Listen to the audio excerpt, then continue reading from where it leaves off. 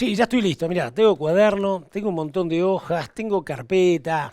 Vos seguramente del otro lado también. Pero cuando uno lo escucha a Jorge González Montaner, tiene que siempre, siempre aprender. Así que yo como buen alumno aprendo. George, mi viejo, máster en ciencias de la innovación y la sostenibilidad agropecuaria. Te estamos escuchando acá, todo el público viéndote. En un rato te voy a dar los datos de cuántas provincias, cuántos países y cuántos te están viendo en todo el país. ¿Tenés sonido? ¿Viste? Siempre es ese Ahora, muteado ¿qué es haces, terrible. Luigi? ¿Cómo estás? Maestro, un gusto. Gaucho, Bueno, vamos. qué lindo, aunque sean las 4 de la tarde, estemos más cerca del gin tonic que del café con leche, vamos a introducir esta jornada. Y ahora que es el anotador, me acuerdo de una anécdota. Vos sabés que en Santa Fe, ya hace como 30 años, hoy van a ver una foto de él, teníamos un encargado, un agrónomo que estaba trabajando dentro de los equipos experimentales conmigo, que se llama Pitoto. Y el jefe de todo el equipo y el dueño de los campos le decía, cada vez que yo hablaba, le decía, anote, Pitoto, anote, Pitoto, anote, Pitoto. Y dale, Pitoto sacaba y anotaba y anotaba. Y entonces lo miraba, se daba vuelta en el auto y le decía, anotó, Pitoto. Y Pitoto lo mira y le dice, pero por favor, no dijo nada, no dijo nada. Dice, y anote que no dijo nada, le decía el otro. Qué Así que bueno, jugador. hoy lo van a conocer a Pitoto, lo tenemos ahí en una... Bueno, primero quiero arrancar haciendo un gran homenaje a nuestros queridos amigos, que para nosotros son nuestros sponsors espirituales. Andy Rosso, Alfredo Lange, Ricky Grosse, Gaby y Beni, que también se nos acaba de ir. Estas hermosas personas nos siguen inspirando para mantener los valores de ellos, para seguir trabajando con amor en esta profesión que nos une a todos. Así que bueno, vamos para adelante nomás y realmente en la misma senda que ellos nos marcaron. Bueno, vamos a ver un poquito hoy y de vuelta con otra reflexión filosófica y les recomiendo, ya que se viene el fin de semana, se van a la librería y se consiguen este hermoso libro que se llama El monje y el filósofo. Es un hijo y un padre, un hijo y un padre. El hijo, como lo ven ahí, vestidito con ese color, tiene que ver porque se hizo monje budista, y el padre es un filósofo francés. Y bueno, una de las frases que más me impresionó y que la guardo siempre con mucho cariño, no siempre la cumplo, pero la respeto muchísimo, dice que toda la felicidad del mundo viene del corazón altruista y toda la infelicidad del amor a sí mismo. Y creo que, bueno, en el dar, en lo que hacemos todos los días, es mucho más importante. El recibir viene solo, pero el dar es lo que genera los lazos y es a donde tenemos que seguir construyendo nosotros para que esta sociedad sea cada vez mejor. Bueno, ahí le puse en el epígrafe abajo que según Fermín, que es uno de mis hijos que me acompaña permanentemente en todo el trabajo diario, junto con el Mateo, él dice que el libro viene con una tijera. Bueno, ustedes sabrán interpretar. Bueno, en este momento que acaban de llover, lo que llovió después del escenario niña que estábamos planteando y analizando, me da ganas de decir un par de cosas relativas a los cultivos de fina que ustedes tienen implantados. Y voy a decir rápidamente un par de señales para que tengan en cuenta. Todos nuestros trabajos en la región lo que muestran es que la decisión de la cantidad de nitrógeno que tiene que utilizarse depende seriamente o directamente del ambiente, pero fundamentalmente de las lluvias que se acumulen entre julio, agosto, septiembre. Entre las dos lluvias, algunos tuvieron más, otros menos, algunos tuvieron 200 milímetros, pero la mayoría estuvieron en 100 milímetros entre los 50 anteriores y los de ahora.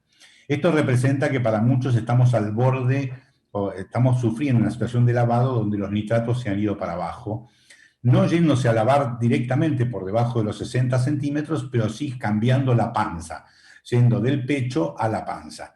Y esto representa que cualquier otra lluvia que pueda suceder, como los suelos ya están en capacidad de campo, vamos a empezar a perder significativamente nitratos.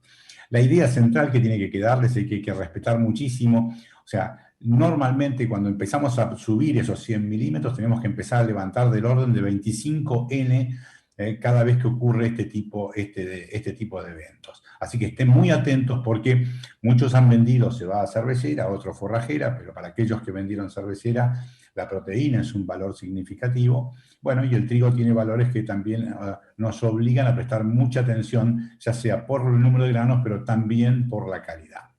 Así que bueno, presten atención a esto. La segunda cuestión que hay que estar muy, muy atentos es la cuestión de la sanidad, tanto en cebadas como en trigo. Esto puede ser un escenario inicial de ramularia. Así que nosotros cuando el escenario, también hablamos siempre de que julio, de agosto a septiembre es el periodo en el cual, si llueve mucho, puede instalarse un inicio de ramularia, con lo cual hay que pensar como mínimo en Krypton para la primera aplicación y en las situaciones más complejas, donde las lluvias han sido más importantes aún, ya habría que estar pensando en una carboxamida, dentro de las cuales recomiendo específicamente Almiravir para este tipo de escenarios. Bueno, en todo caso, en algún posterior la mandan a Gastón y lo podemos seguir discutiendo. Pero yo quería dejar esas dos claves que tengan muy, muy en cuenta porque puede ser clave para este año. Bueno, ¿de qué vamos a hablar hoy? Vamos a hablar básicamente de ambiente y sociedad, pero fundamentalmente luego de desafíos y decisiones. En el primer blog terminaremos con girasol y luego pasaremos a soja y maíz. Les pongo esta diapositiva porque esta diapositiva representa cómo la sociedad europea y cómo en Argentina también está empezando a pasar, que nosotros como ciudadanos y como ciudadanas, los agricultores nuestros, empiezan a darse cuenta que tienen dos roles. Y esos dos roles o esas dos miradas son la del agricultor, que busca en general generar alimentos, pero en este momento también, además de eso, intentamos progresar en lo que es la agroecología y también fundamentalmente como ciudadanos disminuir en lo posible los recursos, la problemática de los recursos que estamos utilizando y los riesgos ambientales. Esta doble cara está en el mismo personaje porque somos ciudadanos y a la vez agricultores o productores. La vamos a discutir fuertemente hoy y les traje un personaje muy querido por mí, un gran amigo, un enorme amigo, de quien yo aprendo mucho, de quien quiero mucho, que es John Cameron. Así que con él vamos a profundizar esto en la vida de un productor que vive en el campo, ¿no? Así que bueno, siguiendo con este tema, me gustaría mostrar que en realidad el debate sobre la cuestión ambiental se sigue profundizando. Discutimos mucho hoy en día qué pasa con los agroquímicos y la situación de conflicto sigue evolucionando. La realidad es que cada vez se tienen más datos de cosas que en algún momento nosotros pensamos que no eran estrictamente así, pero la realidad y los análisis, los estudios serios que por suerte se han ido haciendo, nos han ido mostrando que necesitamos tener un plan B. Y esta es mi reflexión, después van a haber datos, pero mi reflexión es que necesitamos tener un plan B. Y la frase que yo utilizaría es que equipo que gana directamente se debe cambiar. Equipo que gana se debe cambiar. Al inverso de lo que hacemos a veces en los deportes, donde queremos simplemente ganar. O sea, no es que lo debemos cambiar inmediatamente, pero cada vez tenemos algo que funciona, tendremos que estar pensando seriamente cuál va a ser el plan B. Porque lo más probable es que ese conjunto de herramientas que estamos utilizando para que funcionen se vuelvan decrépitas en breve tiempo. Es el caso de las malezas, es el caso de la mayoría de los sistemas. O sea, Toda la biología se adapta a lo que nosotros hacemos y en la medida que lo hacemos repetitivamente aparecen los fracasos, en el mediano o en el largo plazo. Por lo cual es clave estar manejando el plan B. Y vimos hace pocos días con Fernando Andrade, que estaba Gastón Fernández Brown, una hermosa jornada con el equipo de Agustín Bilbao y Esteban, donde reflexionamos acerca de cuáles eran las herramientas para poder evitar las cuestiones de resistencia. Ustedes saben que el glifosato en agua ya no es un problema utópico, es una realidad. O sea, los estudios que se han hecho, por ejemplo, en la cuenca del Paraná, con el buque científico Leluar, mostró que había muchos lugares donde las concentraciones eran bastante elevadas a lo largo de ellos. Pero lo peor de todo, o lo más preocupante, no es tanto ese valor, sino lo que preocupa es que también estaba en sedimentos y con niveles de 3.000 microgramos por kilo. O sea, este punto realmente es relevante, porque en la medida que nosotros nos está mostrando que con la erosión se genera la migración del glifosato hacia las cuencas. Y ese es un tema no menor, ¿no? Muy significativo. Pero también ese glifosato que nosotros aplicamos no es el único que se va. También en esos lugares se encuentran endosulfán, clorpirifos y permetrin. Y bueno, lo que va a ir ocurriendo, y eso se los puedo garantizar, es que progresivamente estos productos van a irse prohibiendo de una u otra manera. Y nosotros podemos lidiar contra esto, está pasando en muchas de las sociedades, en Europa por ejemplo, pero la realidad es que este es un camino que no tiene vuelta atrás.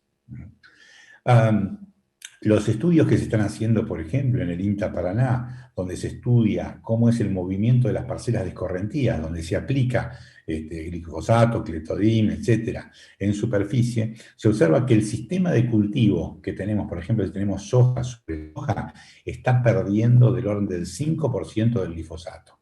Imagínense a nivel país. Estamos hablando, no sé, de 20, 30 millones de hectáreas del mismo cultivo, donde estamos aplicando entre 8, 10, 12 litros según las regiones de glifosato. Multipliquen eso y calculen cuánto representa ese 5% de pérdida que va a quedar en el ambiente. El problema del glifo no es tanto el producto, sino es la cantidad.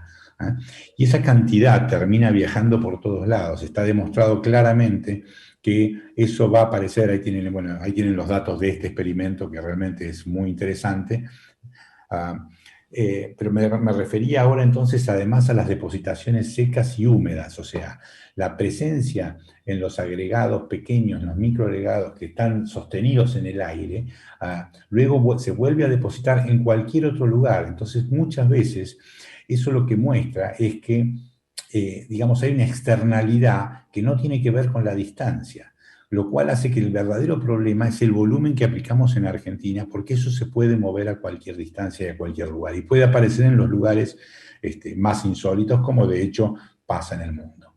Entonces, estamos hablando que la principal cuestión que tenemos que resolver es de bajar cantidad, lógicamente mejorar los productos que usamos, pero sobre todo bajar significativamente cantidades.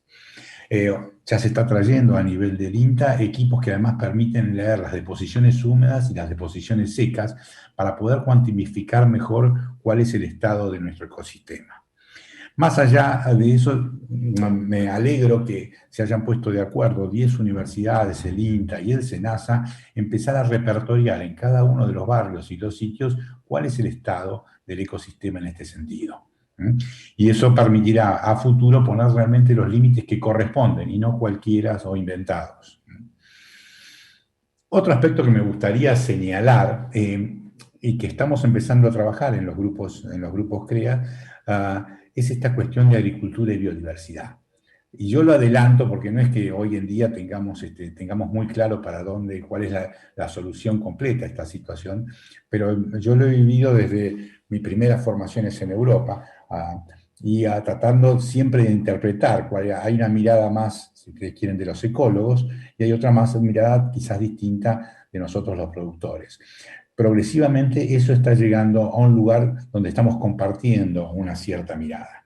En definitiva, lo que estamos viendo es que nuestro ecosistema está en una situación endeble. El problema es que en nuestra casa están teniendo problemas de los servicios de nuestra casa. El gas ya no nos anda tan bien, el agua pierde por algunos lugares, la pintura está media caída. Todavía nos acobija, pero realmente los servicios ecosistémicos están funcionando cada vez peor. Uno de los problemas, o un problema adicional que me gustaría remarcar, es este tema de los cultivos únicos, de la poca partición que tenemos en el ambiente. Y esto puede ser una soja, puede ser un bosque, pero también puede ser la palma en otros países. O sea, en realidad el problema es que ¿y por qué atribuimos esto como una debilidad? También superficies muy, muy vastas, en este caso de algún cereal, porque hay un correlato, digamos, donde al no haber diversidad, se produce una cantidad de extinciones ligadas a una menor biodiversidad y, por supuesto, asociada también a un aumento del uso de insumos. Está demostrado que hay 14 de las 18 contribuciones de la naturaleza que se han visto disminuidas, ¿no? Y esto, la verdad que no es, de los servicios que estamos recibiendo del ecosistema, no es una buena noticia. Esto quiere decir que hay que manejarlo con cuidado, sin caer en extremos, pero la idea es que nosotros empecemos a mirar estas situaciones, donde está el cultivo, donde tenemos los bordes, donde podemos tener regiones, donde hay árboles, donde hay otro tipo de estructuras que pueden generar entre sí un servicio adicional. Veamos, por ejemplo, bueno, estos son algunos ejemplos, por ejemplo, algunos servicios que se ven afectados. Uno es, por ejemplo, la polinización, ¿no es cierto? En la medida que nosotros tenemos todo lo mismo, es difícil que haya un ámbito ideal para los polinizadores. Y la verdad que el rendimiento está asociado en algunos cultivos, en el girasol, en la colza, y eso parece que hay trabajos muy interesantes también de la polinización en soja, a pesar de las características de su floración. Otro ejemplo de por qué los sistemas unívocos o monocordes no son adecuados, el caso, por ejemplo, para la zona cordobesa de Manfredi, muestra cómo subir las napas como consecuencia de que el paisaje terminó siendo un paisaje sojero. Durante 6 meses acumulábamos agua, durante 6 meses lo consumíamos, pero pasamos de un uso del suelo donde había praderas, en fin, diferentes verdeos, etcétera, diferentes tipos de utilización y de evapotranspiración, una situación donde el agua se dejó de evapotranspirar.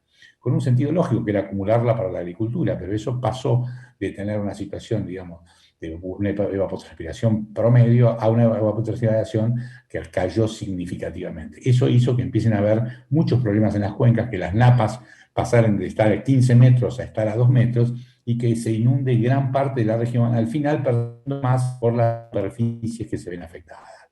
Exige entonces una mirada a una escala diferente que la del predio para poder comprender cómo todo lo que hacemos impacta una vez que lo usamos.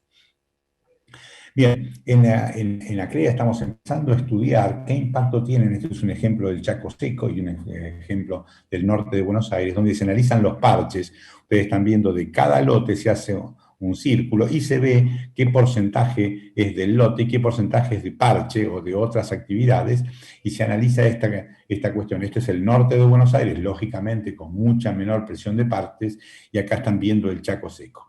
La idea es tratar de entender en qué medida esos servicios, acá tiene un ejemplo del número de parches para el norte de Buenos Aires y para el Chaco Seco, donde esta gráfica elaborada por este equipo de Lucas Garibaldi nos muestra que hay una tendencia favorable. Esto habrá que estudiar y analizar si es la relación causa-efecto, o hay otras cuestiones dando vuelta. Uno se puede imaginar muchas que pueden estar explicando esto, pero me parece que lo interesante es analizar en cada una de las regiones qué valor tiene este patrón que estamos significando, no solamente en lo productivo, sino también en los servicios que conlleva.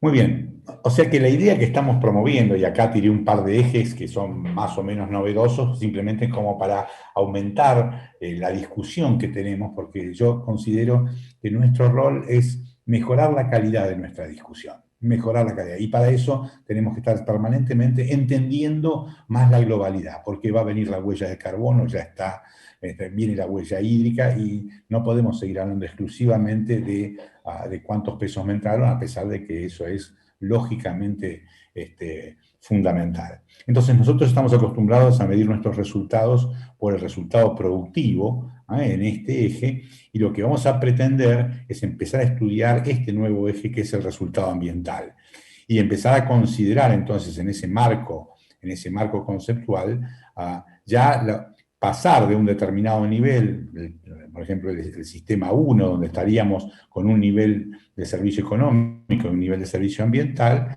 y vamos a empezar a pretender subir esa frontera hacia sitios donde tengamos, a través de cambios en los procesos, a través de cambios tecnológicos, un aumento en los servicios económicos, pero también en los servicios ambientales. Ese es el tipo de búsqueda sobre los cuales estamos. Y hoy creo, y vamos a dar muestra de muchos de ellos, de muchas actividades que permiten este tipo de camino, que es el que estamos tratando de orientar. Muy bien.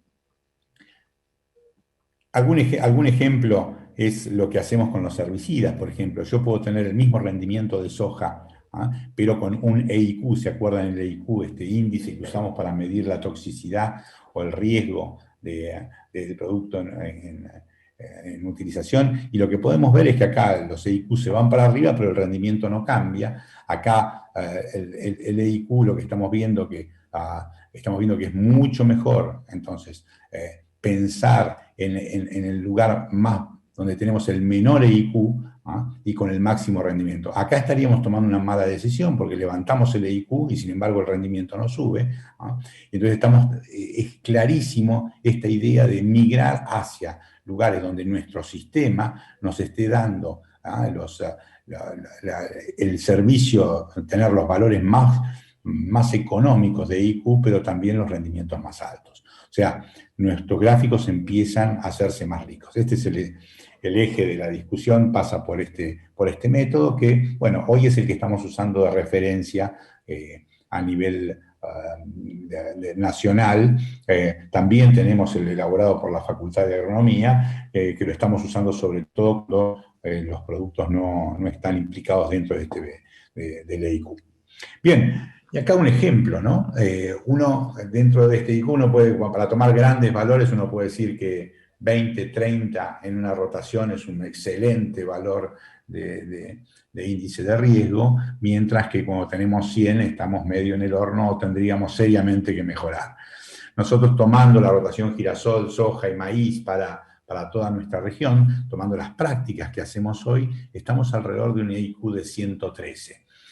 Con tecnologías posibles, ligadas a cambiar de producto. O sea, si estoy usando X, usar Y. Si estoy usando un producto más agresivo, puedo pasar por ejemplo, un piraxosulfone que tiene valores mejores ambientales, o evitar un paraquat en cierta condición. Bueno, podemos lograr entonces bajar ese IQ de manera significativa.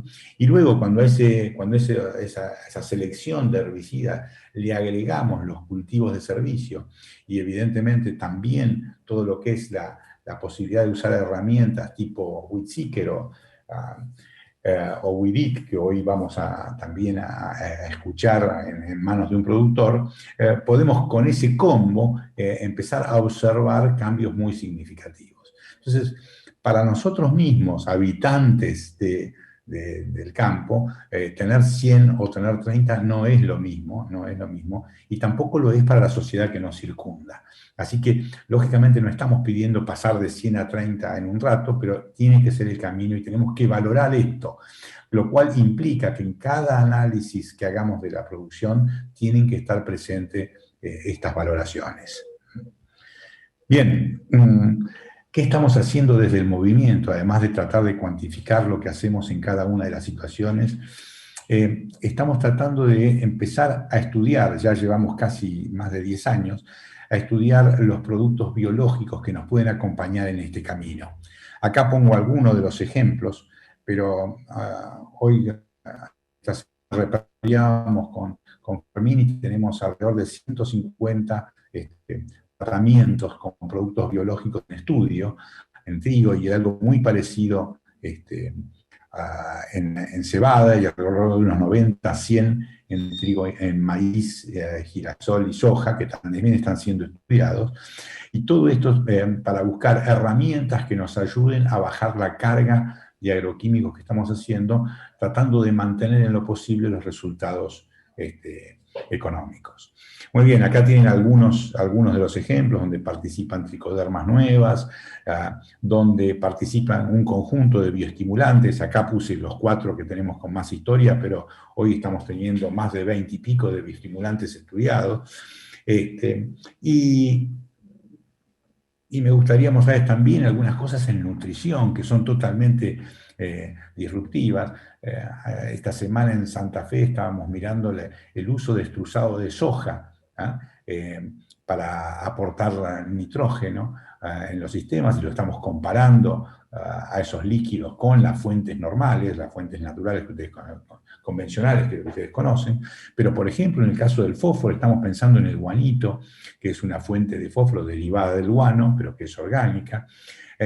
Así como también estamos incorporando algunos microorganismos a los productos químicos que ya tenemos. Y ahí tienen, por ejemplo, el caso del BioWish, y también cepas de tricoderma que pueden ayudar a combinarse con fósforo y darle mayor actividad.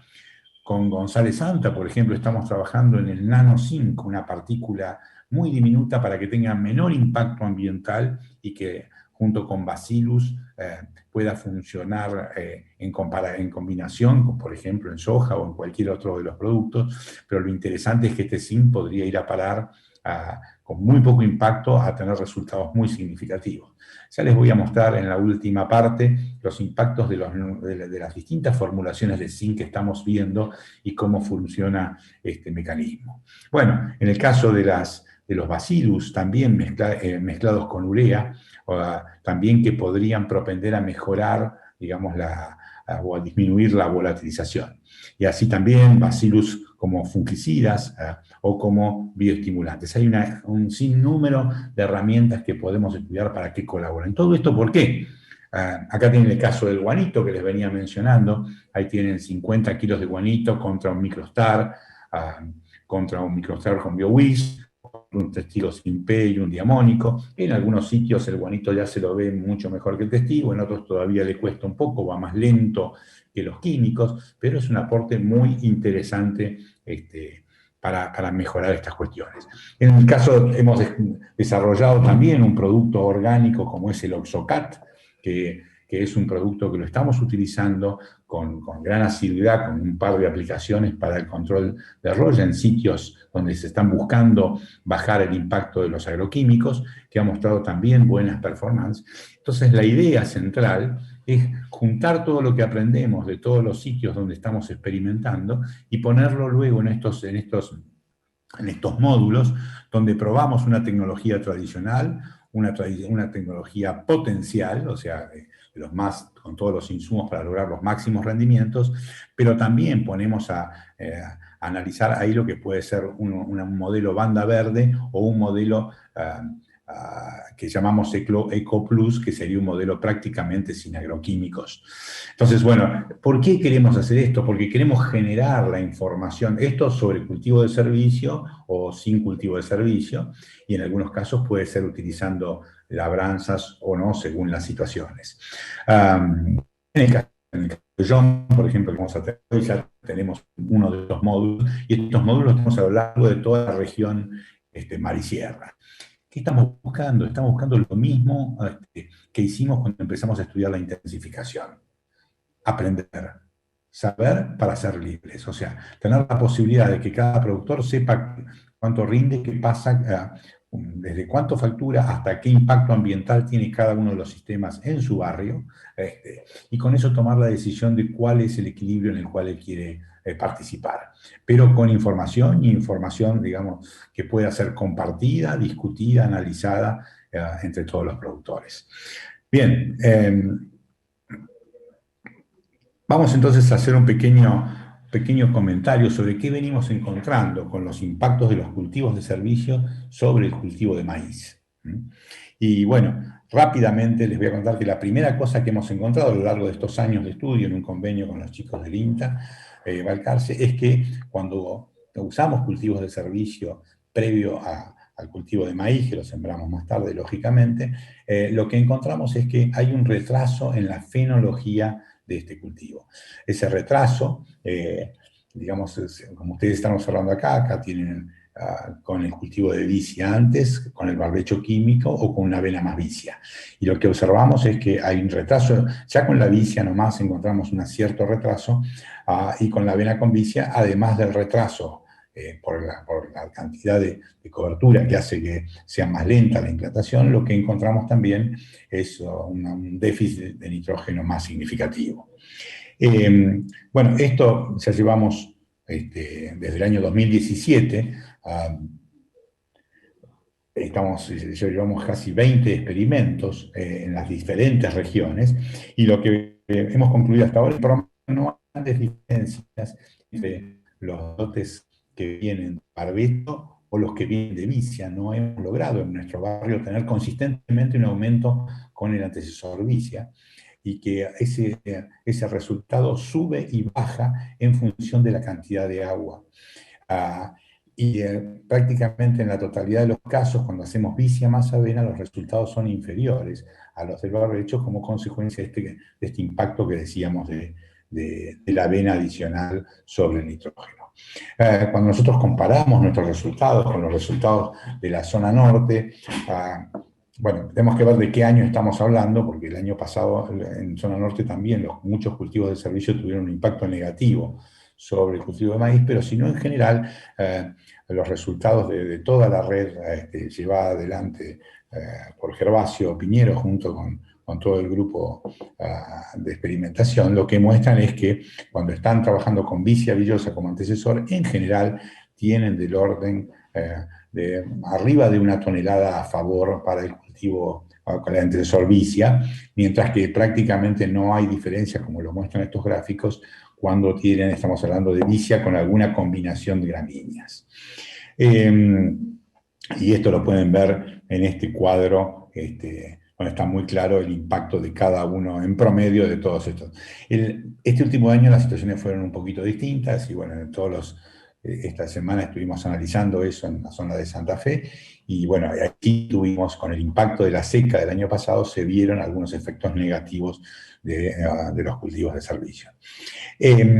Pero vale la pena decir que nosotros no hacemos esto solamente para bajar algunos kilos de nitrógeno en maíz.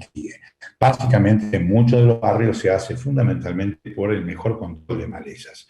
Este es un aspecto central que ustedes pueden estar observando en estos gráficos que les muestro, la diferencia para los 2 años, 2019 y 2020, en la biomasa generada para gramíneas o leguminosas, pero también en los controles de malezas, donde estamos viendo prácticamente que todos los cultivos de servicio están logrando porcentajes muy altos de control de maleza para el 2019, cosa que ocurrió mucho menos en el 2020, donde en general las leguminosas no la pasaron tan bien a raíz de la falta de llegada de los preemergentes a los sitios de combate, y eso hizo que los resultados fueran más variables. En definitiva, los consumos de agua que hacen estas leguminosas o gramíneas leguminosas, en promedio, para la mayoría de los barrios, a la hora de consumir, cuando estamos hablando del orden de producciones de 3.000 a 4.000 kilos, o del orden de 4.000 para poner un valor promedio, estamos teniendo el orden de un consumo cercano a los 40, 50 milímetros. Eso no es una gran preocupación cuando volvemos a la siembra y miramos en la siembra. Muchas veces en el momento de siembra ya eso está reconstituido, porque hay un momento significativo en la infiltración que hace que prácticamente después, como lo pueden ver acá en los cuadros, no hay casi diferencias entre el barbecho y la siembra. Eso en general se ha podido constatar en muchos de los experimentos. ¿Y qué nos ha pasado? ¿Qué nos ha pasado en el sur? Bueno, ustedes pueden ver, claro, acá Fermín me dice que me apure. ¿Qué nos ha pasado en el sur? Bueno, claramente lo que se observa es que cuanto más biomasa tenemos, los rindes relativos con respecto al barbecho han caído. Entonces, y eso tiene que ver básicamente con esta condición de consumo de agua. Y, sin embargo, encontramos muchas situaciones donde tenemos más agua y encontramos respuestas muy positivas de los tratamientos de los cultivos de servicio. O sea, para explicarlo simplemente, cuando las condiciones hídricas, en la lluvia de marzo superan los 125 milímetros, estamos teniendo un resultado positivo de las vistas.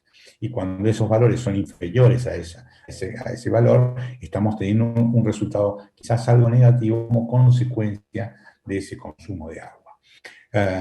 Bien, ahora, este es el resultado inmediato, y bueno, podemos mostrar muchos datos de estas características donde a la vicia le va bien como antecesor, sí, cuando hay agua, y resultados más negativos cuando no lo hay. Pero, bueno, me interesa replantear el efecto en el mediano plazo. O sea, ¿qué pasa? Bueno, yo hice ese cultivo de que me permitió mucho mejor control de la maleza, fantástico, eso es muy interesante, y en algunos años me ayuda en bajar las dosis de nitrógeno, y en algunos años me genera alguna dificultad. Pero la realidad es que en el sistema tiene un impacto mucho más importante que lo que pasa con el primer maíz. Y esto está muy claro en los cultivos siguientes. Estamos teniendo, por ejemplo, en los tréboles, o en muchas de las vicias, entre 50 y 100 kilos de nitrógeno más en los cultivos subsiguientes, ¿no?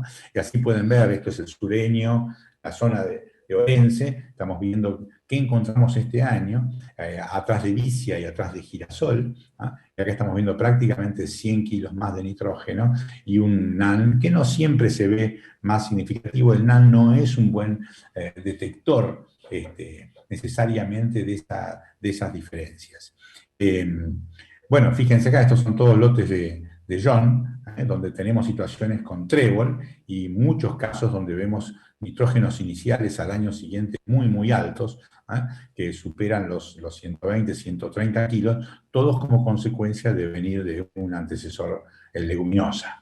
Y acá estamos viendo algo muy similar, que esto es en Centinela del Mar, donde nos permitió obtener rendimientos, donde llegamos en trigo, a los 12.300 kilos sobre trébol blanco, a diferencia prácticamente 2.000 kilos más que los que obtuvimos en un antecesor maíz, ¿no? Y esto gracias a esa enorme oferta que dejaron estos cultivos.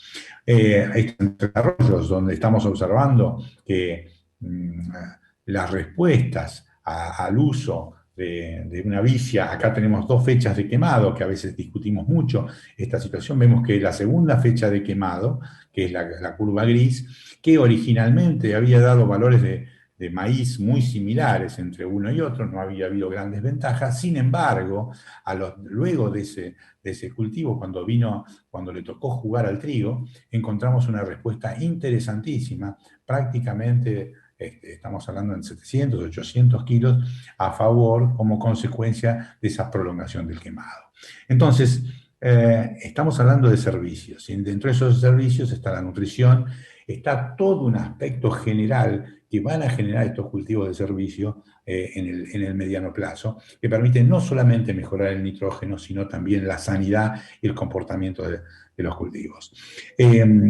Fíjense ustedes, cuando miramos y tomamos del año 17 al año 20, cuáles fueron las prácticas de malezas a nivel del movimiento CREA, encontramos claramente cómo aumentan los cultivos de cobertura. Fíjense, prácticamente en estos 4 años pasamos del 28% al 48% de los productores usando cultivos de servicio, o en este caso llamados de cobertura, porque estamos hablando de que el servicio justamente es combatir las malezas.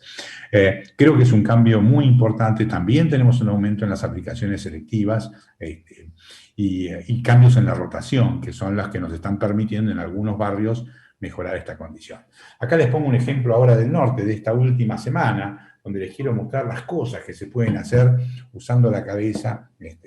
Acá estamos, prácticamente no tengo productores en todas las zonas que nosotros trabajamos, son pocos los que les ha ido bien con las aplicaciones de los cultivos de servicio al boleo. Y esto tiene claras explicaciones. Este es un caso diferente, este es el famoso pitoto que yo les decía, anote pitoto, ahí está pitoto. Y acá lo que están viendo es una vicia sembrada el 2 de mayo con 2.000 kilos que hoy tiene 2.000 kilos de materia seca, en realidad en fin de agosto. Acá están viendo el barbecho con toda la rama negra. Y acá están viendo una que fue claramente, acá lo que se hizo fue, se aplicó Altina, se volvió con Altina el 5 de abril, o sea, a diferencia del 2 de mayo, cuando se sembró la otra, atrás de este maíz. Y bueno, con 20 kilos de bici y 40 de avena, recuerden que en esos barrios usamos cantidades de semillas, sobre todo de avena, mucho más altas que acá, estamos con una biomasa de 3.000 kilos. ¿Y el secreto cuál es? Bueno, la doble inoculada y usar pronósticos. Tener disponible esa altina y no que venga cuando puede, porque si viene cuando puede, aplica en cualquier momento y no necesariamente en ese momento hay una probabilidad de lluvias interesante. Y si yo tengo 3 días, que sé que en esos 3 días hay una perspectiva significativa de lluvia, que en el otoño hay muchas veces, podemos hacer una excelente incorporación y tener un resultado como este.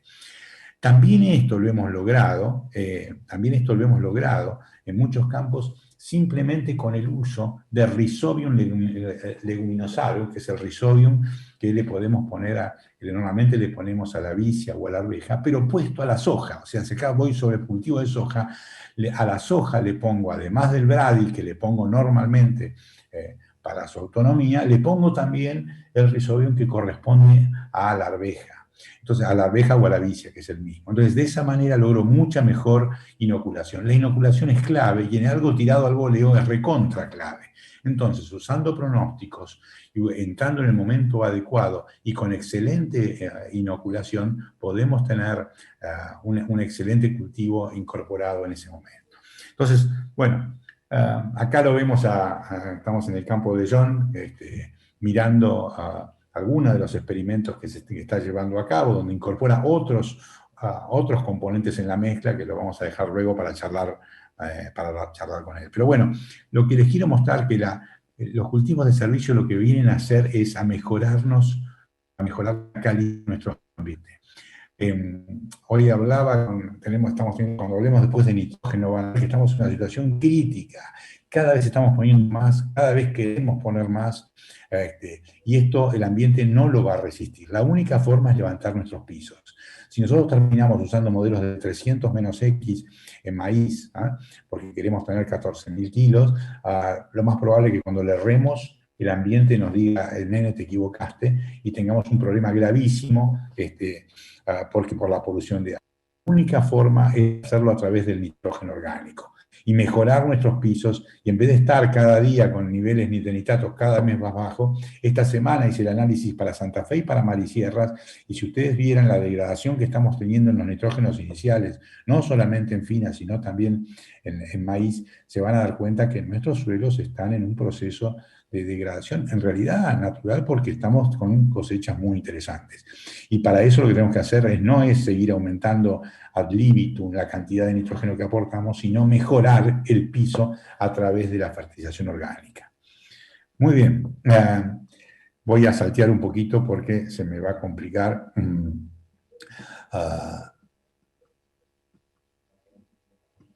Bueno, simplemente en lo que hace a malezas, quiero decirles que la revolución va a ser enorme. Hoy tenemos Weedit, Weedseeker, y de esto lo vamos a charlar después, pero la verdad que tenemos herramientas fantásticas y van a venir herramientas entre la nanotecnología y las posibilidades de los nuevos robots que van a venir, vamos a tener herramientas geniales. O sea, hoy ya hay módulos, digamos, que pueden hacer casi todo,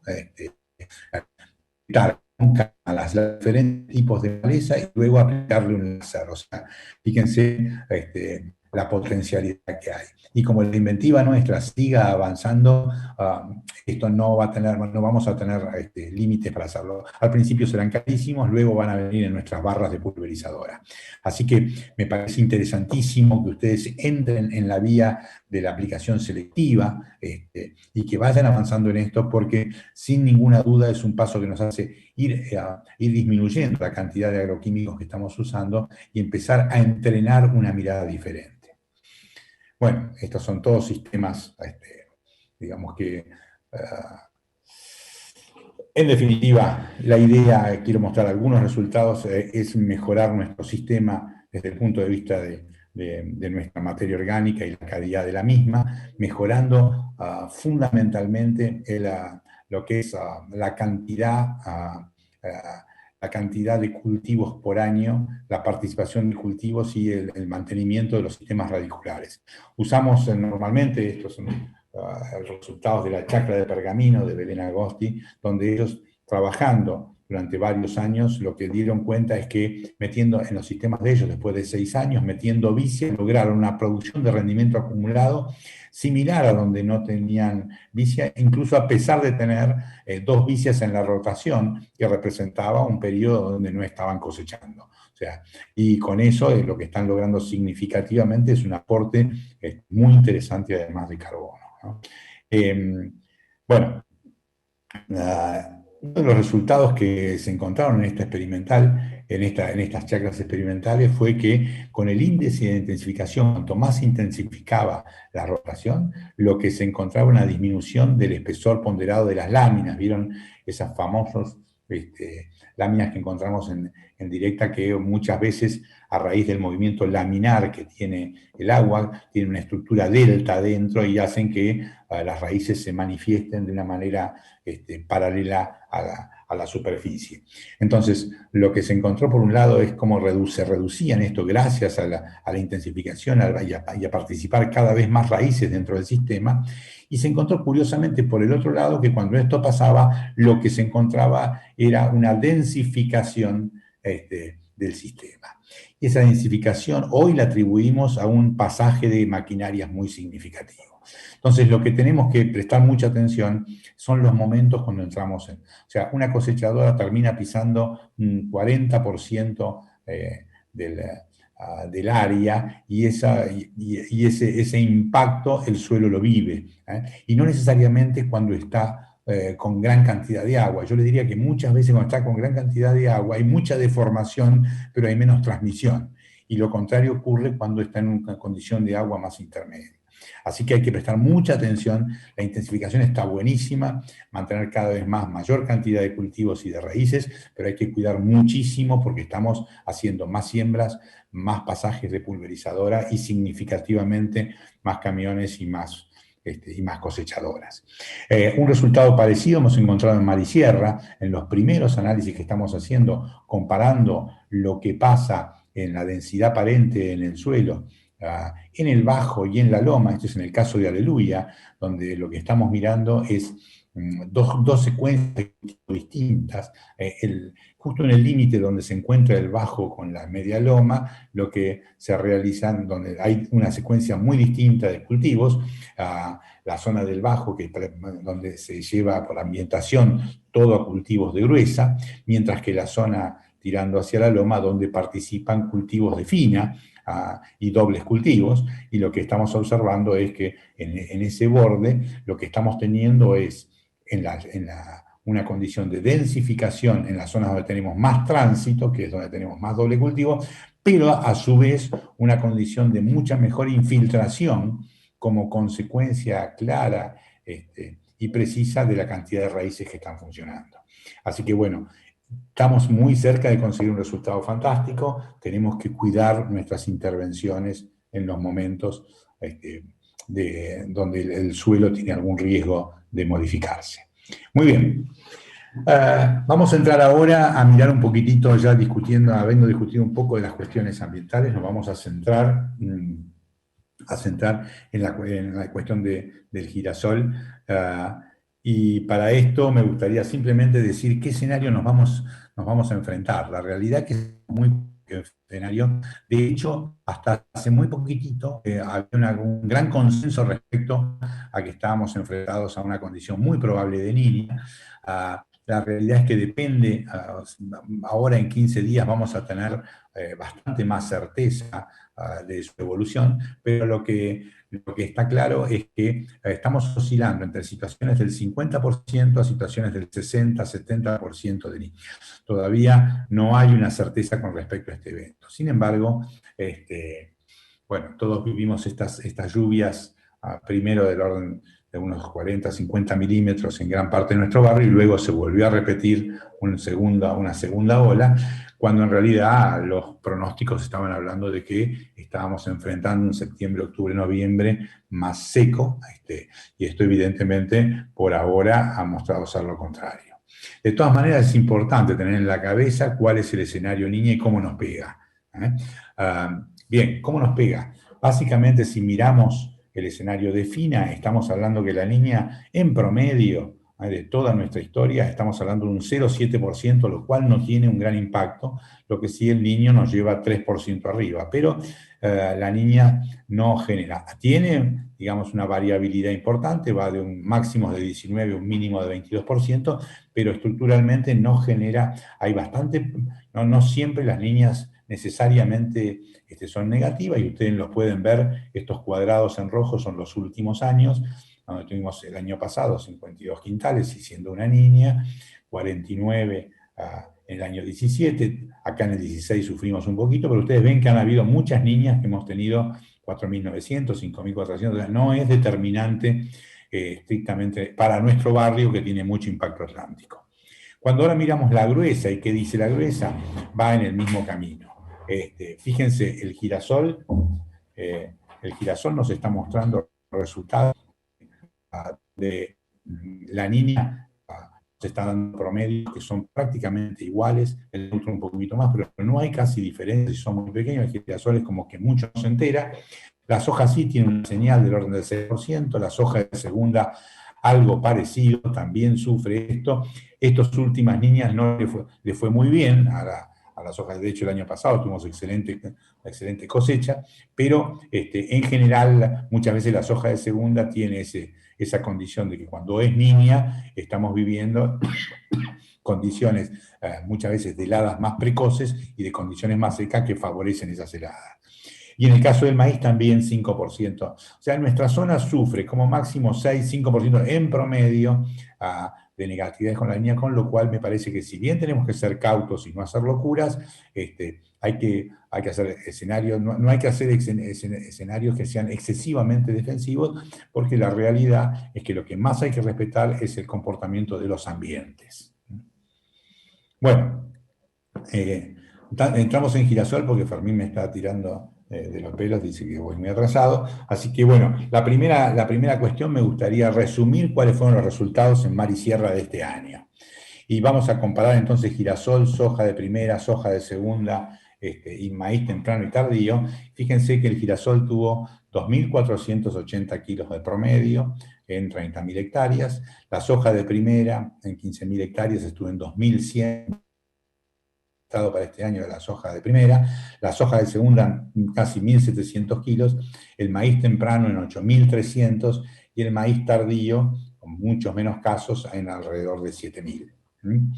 Muy bien, o sea, realmente lo que más nos está doliendo son los resultados de girasol. Acá hicimos un escenario mostrando girasol contra soja para mostrar su evolución, cómo el rendimiento en el girasol sigue subiendo y cómo en la soja sigue mostrando una gran aleatoriedad, tanto en los valores medios. Acá estamos poniendo el girasol con sus dos valores, o sea, el valor de rinde y el valor de rinde corregido, o sea, en este color marrón tienen el rinde de girasol y en el color rojo tienen el rinde corregido por grasa, que está mostrando que viene superando ya desde los años 12, desde 2012 en adelante, prácticamente todos los años al rinde de la soja. Muy bien, y en los potenciales también vemos el mismo caso. Hoy lo que nos preocupa a nivel del girasol, y ustedes pueden ver acá, estamos poniendo todo el barrio en colores, y hemos puesto los rangos de rendimiento, es que la zona que mejor rendía, que es esta zona, la zona cercana a Necochea, hoy la vemos en amarillo.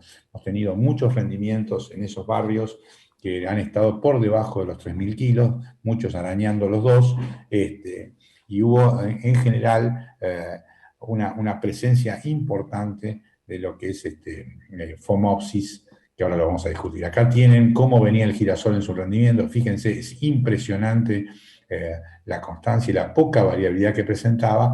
Este año pasamos un rendimiento promedio de casi 25 quintales, que no es en absoluto malo, pero que tiene este componente para algunas regiones que venían en rendimientos arriba de 3.000, donde se cayeron por lo menos 500 kilos o más.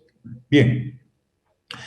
Así vemos los diferentes grupos, Loberías Grandes con 2.400 kilos, de Ferrari 2.100, Necochea Quequén 2.500, 2.700, o sea, como les decía, zonas que normalmente, confrontando con zonas que no eran tan típicamente girasoleras, como Azul Chillar, Frontera, Arroyo de los Huesos, Tandil, que son las zonas que menos historia de girasol tenían y que tuvieron resultados mejores con menor impacto de Phomopsis.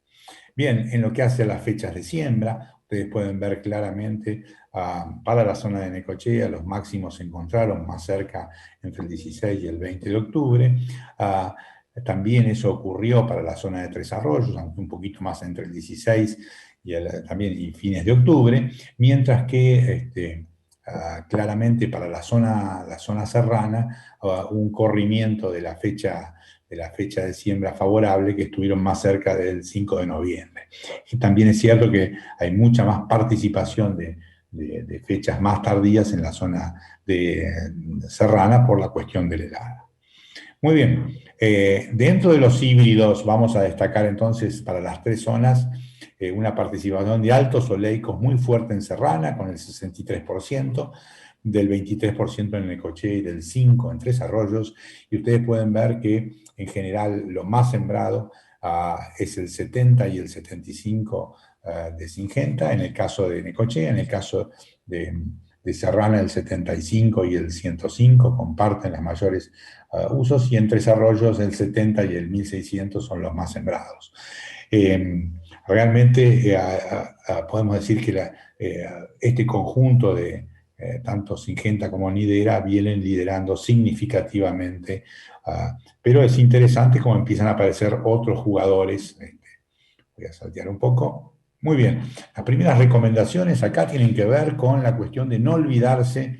Esta es una foto gentileza de Patricio Heyland, donde tuvo este año semilla no tratada, y ustedes fíjense lo que vivió, ¿no?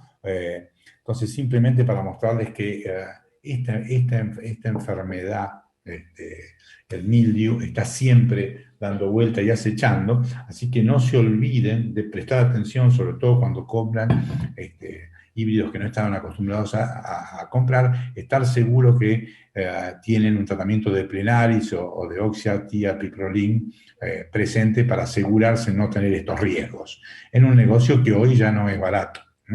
Entonces, muy atentos con eso. La otra cuestión es siempre respetar el hecho de no trabajar con la vía abierta, o sea, en el caso de girasol, respetar fuertemente la idea de que el suelo tiene que cerrarse, no sembrar en condiciones donde queda completamente abierto, porque la entrada de agua libre en ese lugar es la que va a generar nuevos riesgos.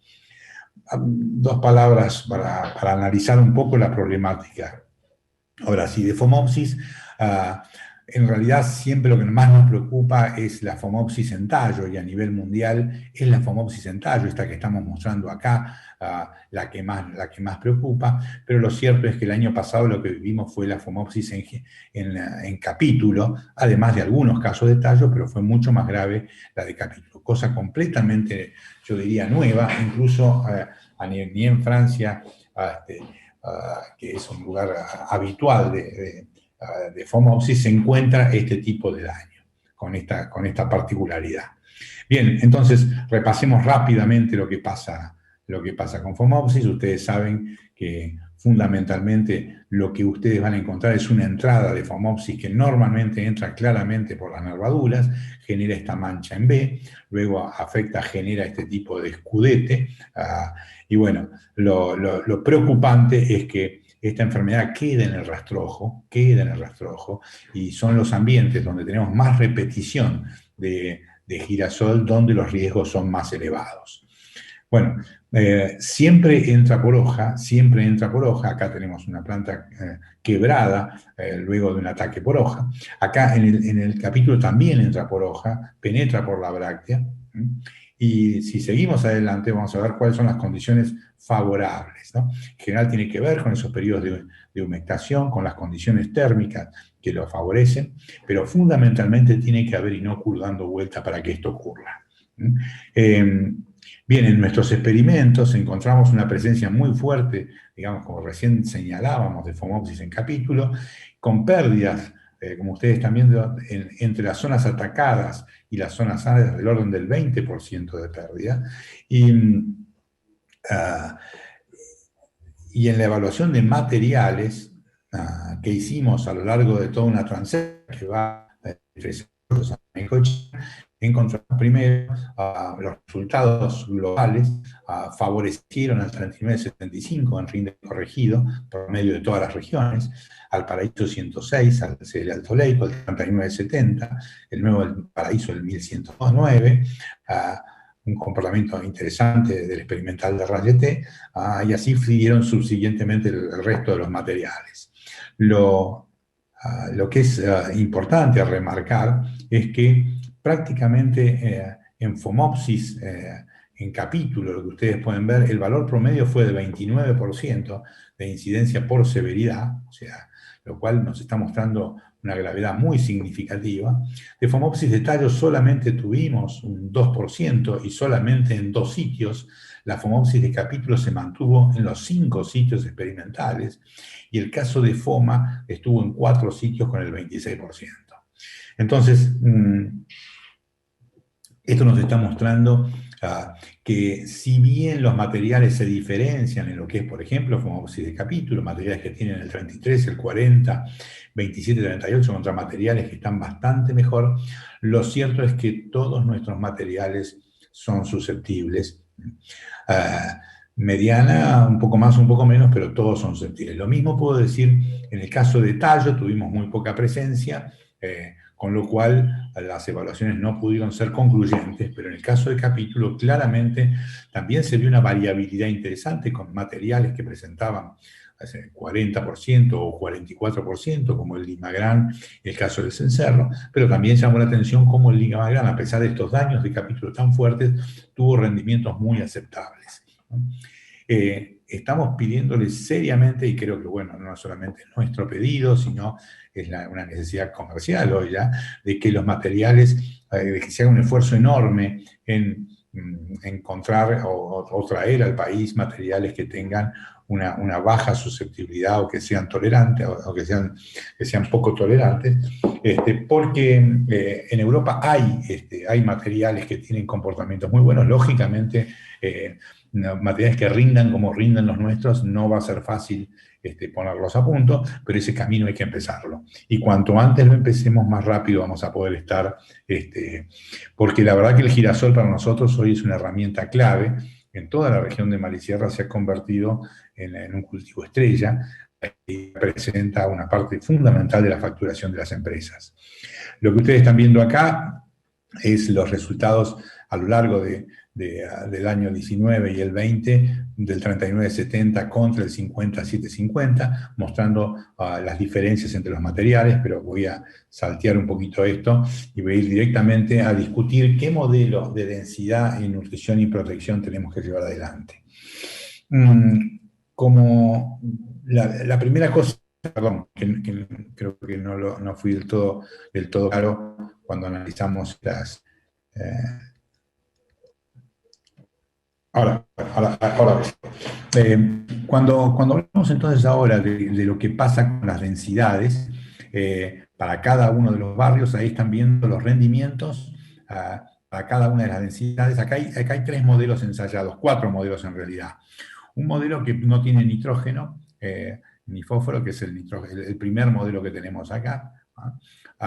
Un segundo modelo que lo llevamos a 90 menos X, y que tiene... y está hecho con fungicida y sin fungicida. Por eso hay 2 puntos en este lugar, ¿no? Con fungicida no hubo grandes impactos al fungicida, después lo voy a explicar un poquito mejor, no hubo grandes impactos. Y un modelo más elevado de 120 menos X con fungicida en este punto, donde tampoco hubo un salto, como ustedes ven, importante en promedio para todos los materiales. O sea, el modelo 90 menos X, en la mayoría de los casos sin fungicida, ya vamos a ver para qué materiales tuvo sentido usar fungicida, fue el más exitoso, incluso con rendimientos muy variables, que van desde los 2.500 hasta prácticamente los 4.500. Bien, muchas veces en Belloc, por ejemplo, logramos que haya, que el número de plantas sea muy favorable y que las nutriciones más altas nos lleven a rendimientos más altos. Este año plafonó en esos niveles de 90 menos X. ah, Bien, pero un aspecto que es muy importante y que tenemos que empezar a considerar, no sabemos si va a venir Phomopsis de tallo, no lo tenemos para nada claro, sabemos que el riesgo es alto y que vamos en camino a que cada vez haya más, y lo que nos muestran estos resultados, fíjense, acá tienen la severidad de Phomopsis, en este caso están viendo en el caso de capítulo, ¿no? Cuál es su severidad, y fíjense que lo que nos está diciendo que en los casos de bajas densidades es donde más problema puede haber con capítulo, lo cual nos llevaría a pensar que, bueno, para las zonas más agresivas tiene sentido pensar en una población del orden de 40.000 plantas, que es donde tenemos severidades más intermedias. Y bueno, eventualmente sería la mejor respuesta. Pero vale la pena mirar eso para Phomopsis de capítulos. Pero yo les decía, el que más miedo le tenemos es la Phomopsis de tallo. Y la Phomopsis de tallo, lo que nos dice, y fíjense acá en este cuadro, para el caso del parque, donde vimos Phomopsis de tallo, pueden ver claramente que en la medida que nosotros subimos las densidades, pasamos de una incidencia de 1, una incidencia de 11, una incidencia de 16, una incidencia de 35. Y bueno, y esto está claramente avalado por toda la bibliografía europea, donde claramente nos dicen, chicos, ojo que acá cuando cambiamos densidad también cambiamos nutrición, como yo les decía, 60.000 plantas es con 120. Justamente el modelo que no, que no aplauden los resultados europeos es justamente el modelo de alta densidad y alta nutrición para el caso de Phomopsis de tallo. Entonces, mi recomendación es que incluso en Belloc, donde podemos pensar a subir las densidades y las nutriciones, porque hay una potencialidad interesante, incluso les diría, bueno, Madariaga todavía no ha mostrado grandes impactos con Phomopsis, pero si queremos ser más cuidadosos, convendría no pasar a grandes poblaciones y grandes nutriciones para limitar los problemas de Phomopsis de tallo. Muy bien.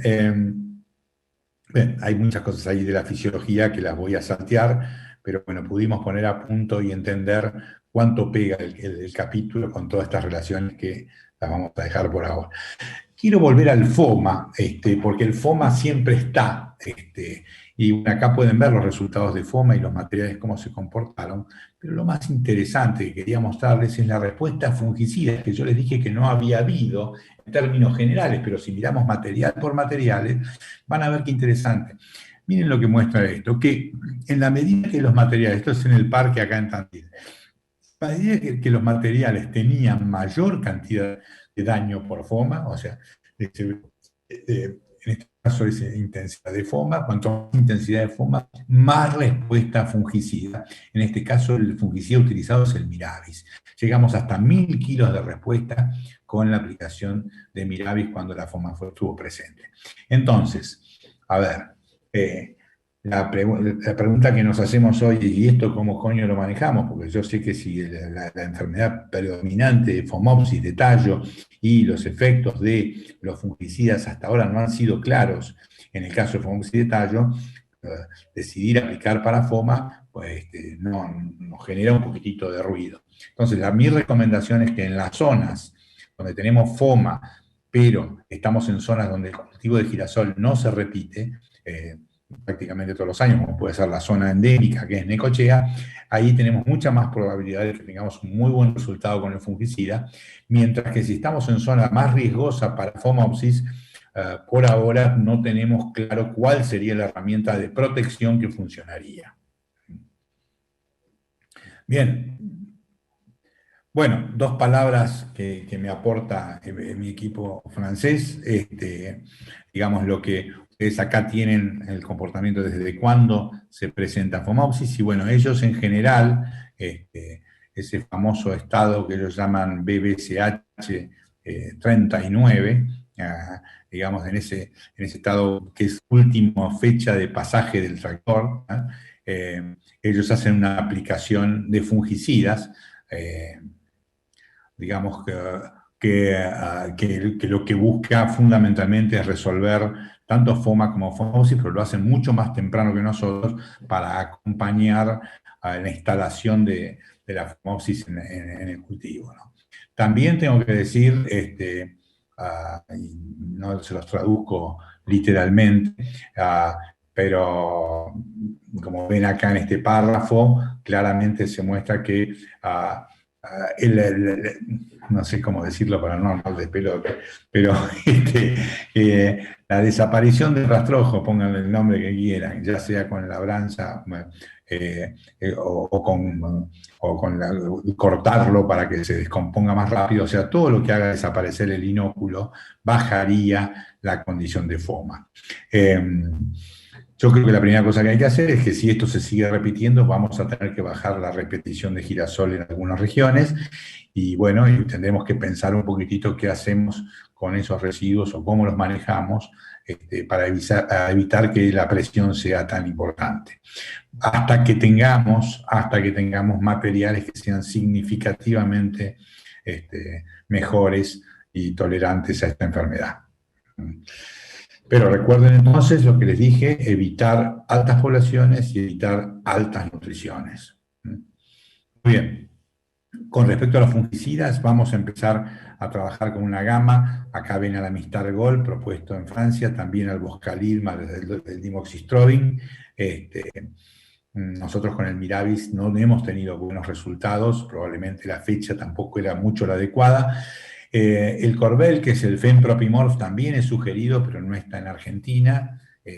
Y los resultados uruguayos recomiendan en particular algunos, como puede ser el Nativo o eventualmente el Alegro, como fungicidas también que pueden llegar a testearse. Bueno, este año vamos a empezar a mover por ese lado, a ver si adelantando fechas, sobre todo pensando, como les decía, en los riesgos de la FOMOPSIS de tallo.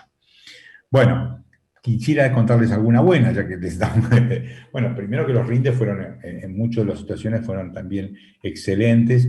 Y bueno, algunos productos mostraron un resultado realmente espectacular, como fue la aplicación de fofitos, en este caso, las aplicaciones de fofitos de zinc, el famoso Top Zinc, ha tenido resultados muy consistentes. Ustedes pueden ver acá respuestas del Top Zinc del orden del 10%, del orden de 378 kilos, un producto que realmente tiene un costo muy, muy asequible. También el calcio boro dio buenos resultados, así que esos dos productos, lógicamente el calcio boro con niveles de 6 litros, el Toxin 200 centímetros cúbicos, con muy buenos resultados entonces en girasol. Bueno, dentro de los bioestimulantes hemos hecho bastantes cosas y hemos encontrado de vuelta en esas otras redes también ha mostrado un resultado positivo. Hay algunos resultados del VP también fueron interesantes. Bueno, yo dejaría por el momento acá para hacer un pequeño, creo que tenemos unos avisitos y unas preguntas que seguramente Gastón ha preparado para Ricardo.